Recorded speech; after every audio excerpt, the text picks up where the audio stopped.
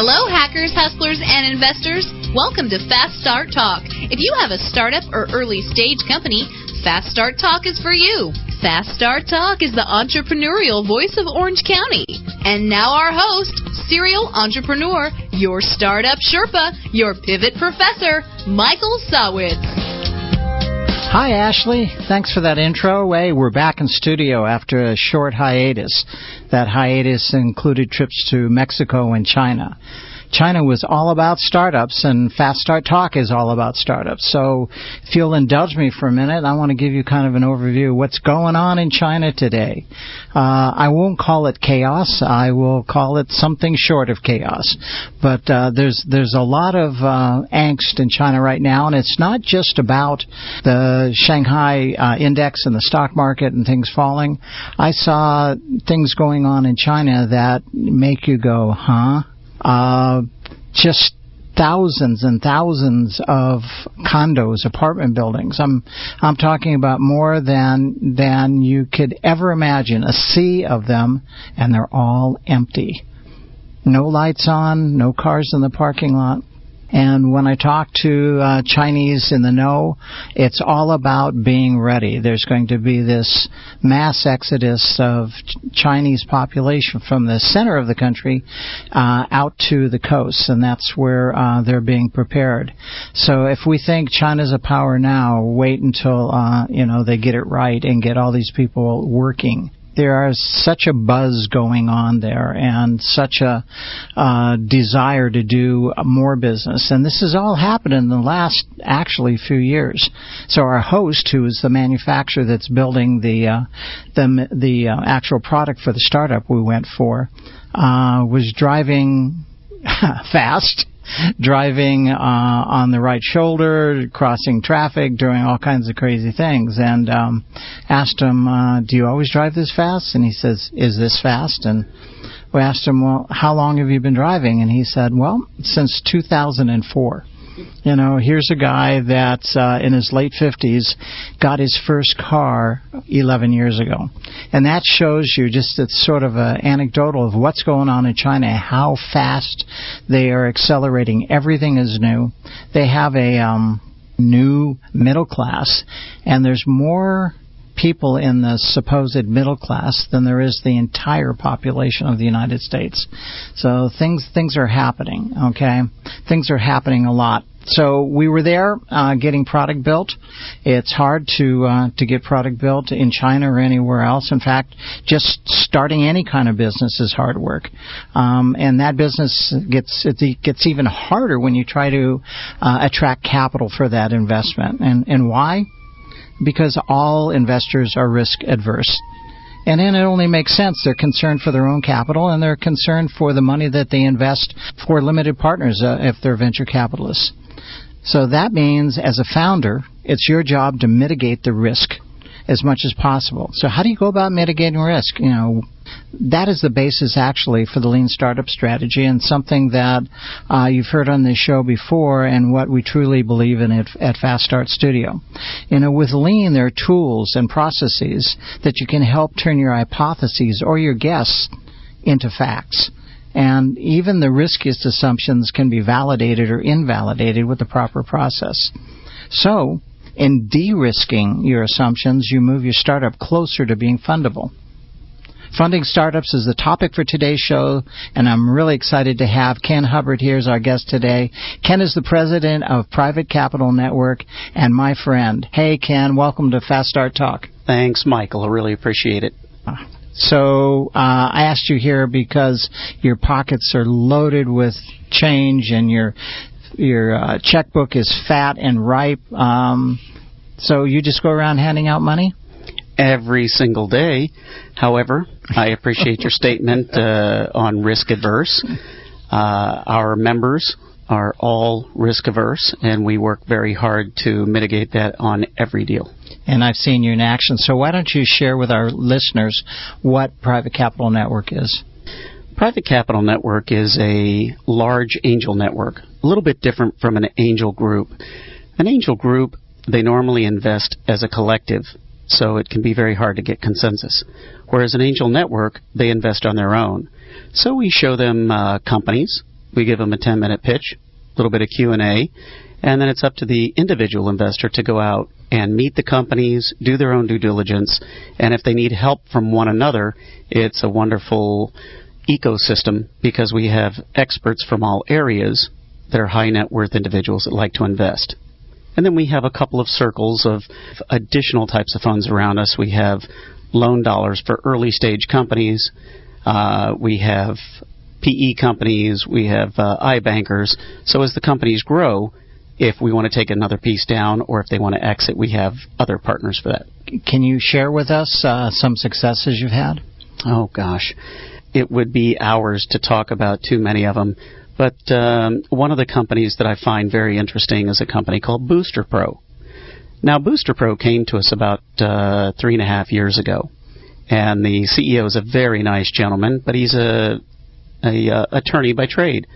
So he comes in and puts a company out there on the line that makes a store for booster clubs at schools. Okay, as simply as I can put it, if a booster club wants to raise money, Booster Pro gives them a lot of money per purchase, about 20%. So it's a neat idea. Well, what he had to learn was the key of a pivot. So I just spoke with him yesterday, and frankly, the pivot was amazing. They pivoted about 2 months ago. They hooked up with a custom-made uniform distributor where you can go online and actually create the uniform and order them. Sounds fairly simple. But this company already has salespeople in the market. They're adding another 75 just for the relationship.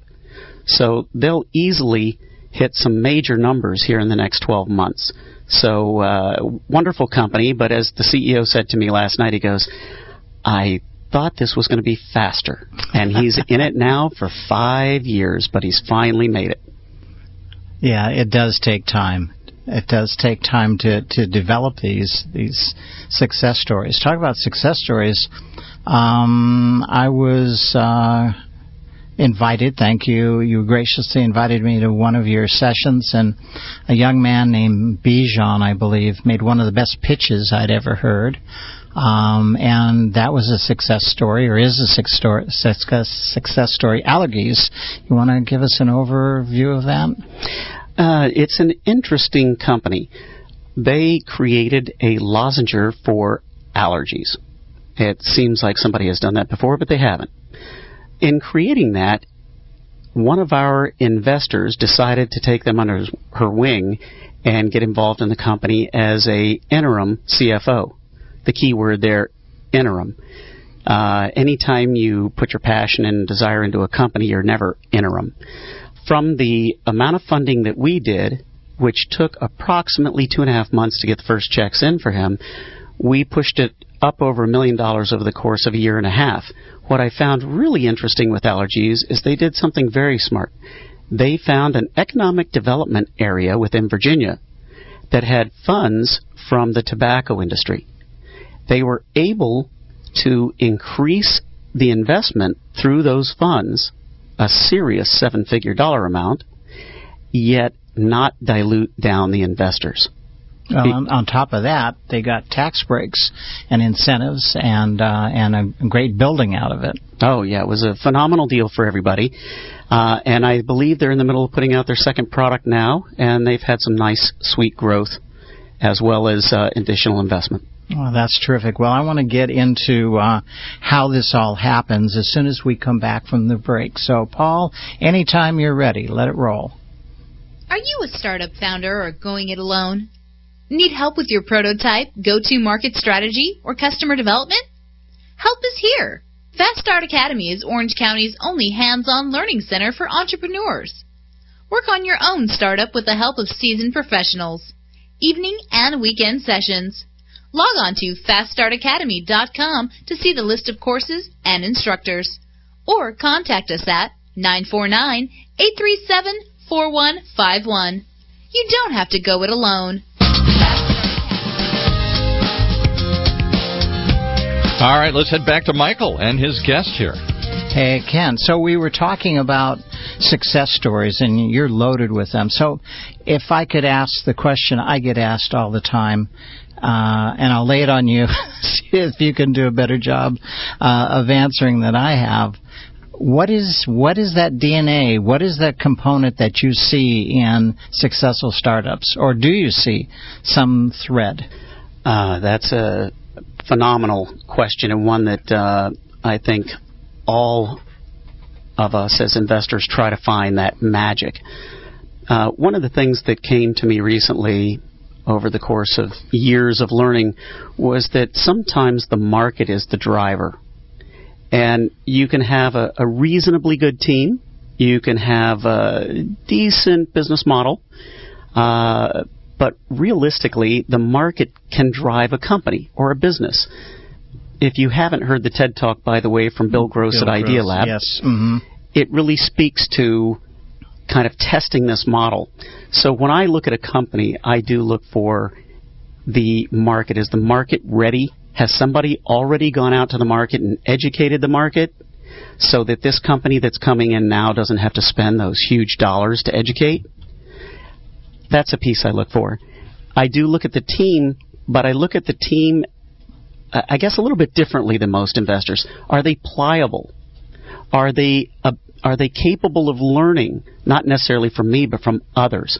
Can they move the company? Can they pivot if they need to? So a lot of the questions that I ask an early stage CEO, hey, what happens if this happens? What are you going to do if the funds dry up? What are you going to do if your market takes off and they're dragging you? And we look at those types of questions to find out. But truthfully, I see a blending of team and market timing and business model before I even look at product. No, I agree. It's just what are those, how it's weighted.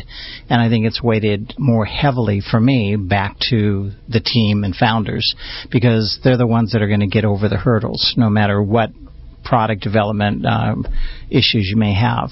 So, thanks for sharing that. And yeah, if anybody hasn't seen it, Bill Gross, TED Talk, it's all about timing. They've had over 100 successful launches there at Idea Lab, so certainly knows what he's talking about. And here on the show, we had J.J. Richa. And J.J., I think he's working on startup number 9 now. And he's had 6 that were successful, 3 that were very successful, and one back there in the 5-6 range had to put a fork in it. Did not happen, though they built what they thought was a quality product. Well, here we are, I think 6 years later, and they've revived that product, and they're doing well with it in another marketplace. So, again, they had the right stuff. They were too early. So thanks for bringing that up. So what kind of preparation should, let's step it back a minute.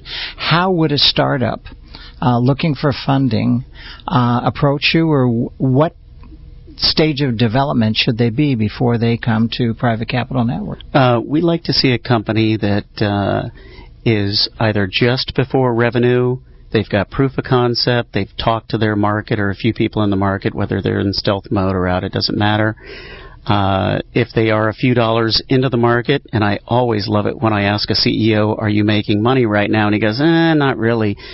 And I say, well, be proud of it. How much are you making? And he says $1,000 a month. I go, great. That's traction. You're actually doing something that most CEOs never get a chance to do. So we like a company right in there, and we do like companies that are in the consumer goods. Technology is fine as well. But I would say all we want to see is an executive summary, something simple. We don't like, we look at 40, 50 companies a month minimum. We don't like a lot of heavy documents. I almost have to laugh when a company sends me 10 documents. I pick one, look at it. The deck is not always the best document for us to look at because it's in sound bites, as it should be. And so it doesn't really give the flavor. And we also like to see the ability of the founder to write. Can they actually communicate? So I hope that answers your question. Yeah, I mean, I'm right in the same place. At Fast Start, I ask for one-pagers. If they don't have a one-pager, then I want an executive summary, and if they send me more than 3 pages, I'm not happy. Because, again, they don't know how to communicate, they don't know how to focus. Even the most complex concept, if it can't be presented simply, it doesn't have a chance. Correct, and we see that all the time. I constantly work with CEOs to distill down as simply as possible what the story is, because every investor is looking for a great deal. Whether they know technology, whether they know consumer products, that doesn't really matter. How many people out there on the internet are investing in different types of publicly traded companies that they truly don't understand? So we like to see very simple thought, very clean ideas. Okay, and what's the raise? What sort of swing do you, from what to what would do for the raise? What do you like to work in? What space? The smallest we'd work in is, about $500,000, and then up to $5 million. And valuations can be all over the map. But if I may speak to valuation really quick, because I've had 20 of these discussions in the last couple of weeks. When you're going after startup funds, if your valuation is above $5 million, you better have a contract in your hand from a customer. I don't care if you spent $25 million on the software. If you spent that much on the software and you still don't have a customer, there's the issue. You have feature creep or something. So keep that valuation small, and if you don't know how to frame your ask, the dollars you're looking for, into that valuation, and you don't know how to stair-step your raise throughout the cycle of the business, then go learn it. Because the easiest thing in the world to do is ask for the wrong amount of money, and then you don't understand why the investors walked away or never returned your call. Make it simple.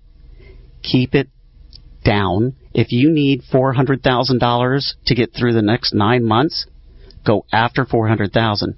Every investor knows that if you go after $2 million, you're going to use every dime of it. If you go after $100 million, you're going to use every dime of it. So ask for what you need and think of alternatives for funding other areas, whether it's a loan for purchase order financing or whatever it might be. Be a little smarter and don't take everything in equity right up front, because, one, it just ruins the deal. Words of wisdom from a man who knows. That's perfect. Ken, how do people get a hold of you? What's your contact info? They call you, Michael. Okay, there we go. I love that. So they would call Fast Start Studio at 949-837-4151. Well done, Ken. Thank you for being on our show. Thank you for sharing your wisdom with our listeners. It was a pleasure, Michael, and you're a good friend, and I appreciate what you're doing out there in the market. All right.